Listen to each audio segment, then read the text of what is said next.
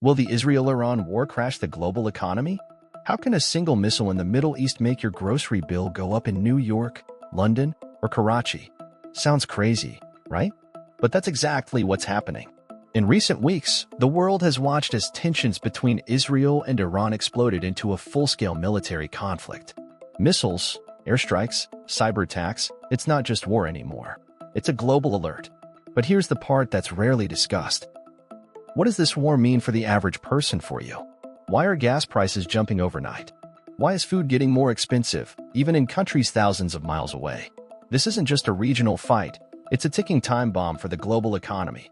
And in this video, we're going to break it down step by step. So even if you know nothing about geopolitics or economics, you'll understand exactly how this conflict could hit your pocket, fast. So stay tuned, because the deeper we go, the more shocking it gets. The Middle East, a vital economic hub. Let's start with this simple truth. The Middle East isn't just a battlefield, it's the heart of the global economy. Why? Because this region controls one of the most important lifelines of the modern world, oil. And not just a little. The Middle East holds over 40% of the world's oil reserves.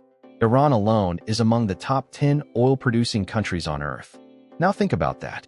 When war breaks out in this region, it's like setting fire near the world's fuel tank.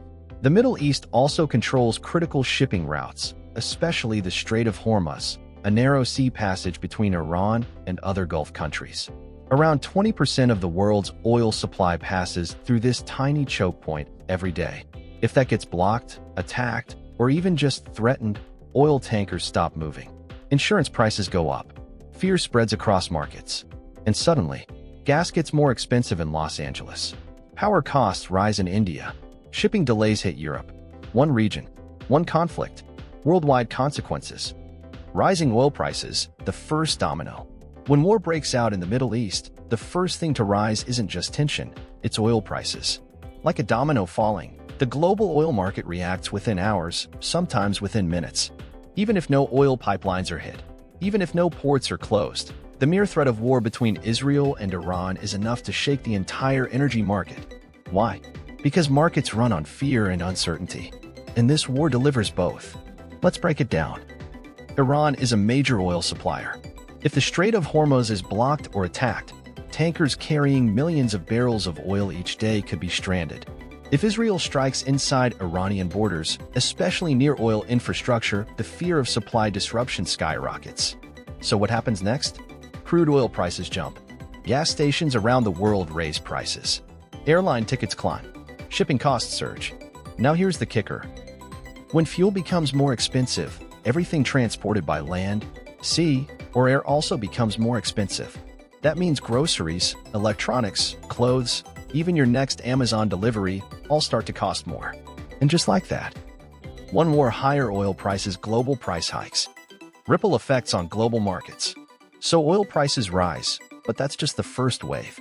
Now comes the ripple effect, and it hits global markets like a shockwave. The moment war breaks out, investors panic. Stock markets around the world start to dip. Why? Because the one thing investors fear most is uncertainty. And nothing screams uncertainty like two powerful nations throwing missiles at each other in the world's most sensitive region. Businesses worldwide feel the pressure. Fuel costs rise. Shipping delays increase. Consumers cut spending. Banks respond by raising interest rates to fight inflation. That makes loans more expensive, job growth slower, economies more fragile. Even people far from the war zone feel it in their wallets, in their investments, in their daily life. This is the hidden cost of war, the global ripple effect. Regional impact, crippling the neighborhood. While the world feels the ripple effects, the countries closest to Israel and Iran are hit the hardest. These neighbors, Lebanon, Syria, Iraq, Jordan, and the Gulf states, are like people living next to a house on fire. Here's how. Trade routes shut down. Tourism collapses. Foreign investment dries up. Refugee movements rise. If violence spreads into Syria or Lebanon again, millions could flee. Countries like Turkey and Jordan could face new waves of displaced people.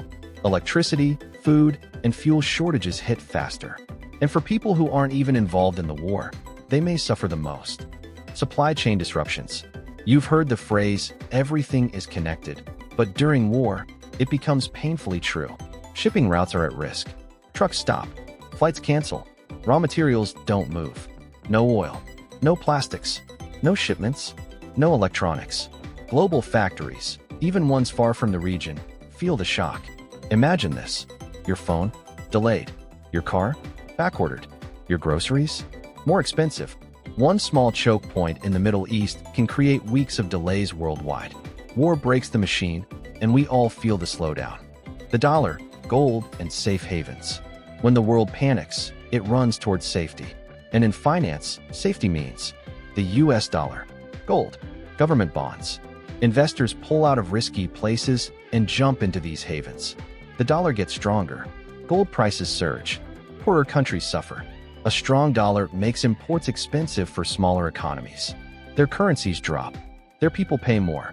War causes financial fear, and it's the developing world that often pays the steepest price. Food prices go up. Higher oil equals higher food costs.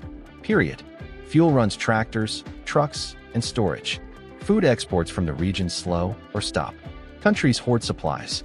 Basic food like rice, bread, milk, more expensive, not just in the Middle East, but everywhere. When shipping delays combine with oil shocks and panic buying, food insecurity spreads. And once again, those who can't afford price spikes suffer first. Political pressure and new alliances. Wars shift alliances. Some back Israel, others back Iran. Big players like the US, China, and Russia all maneuver behind the scenes. Military budgets rise across the region. Saudi Arabia, UAE, Turkey.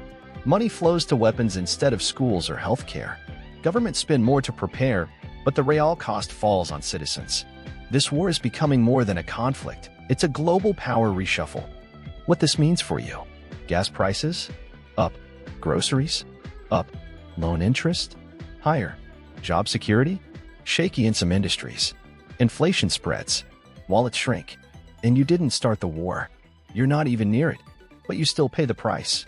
Because in 2025, conflict is global, whether you like it or not. One war in the Middle East. And yet the world shakes. Oil markets. Stock prices. Grocery bills. Mental health. We're more connected than ever and more vulnerable. Wars today don't stay on the battlefield. They echo through the world economy. But by understanding this, you become stronger. You learn to prepare. You see through the headlines. And you realize, peace is more than a dream. It's a global necessity.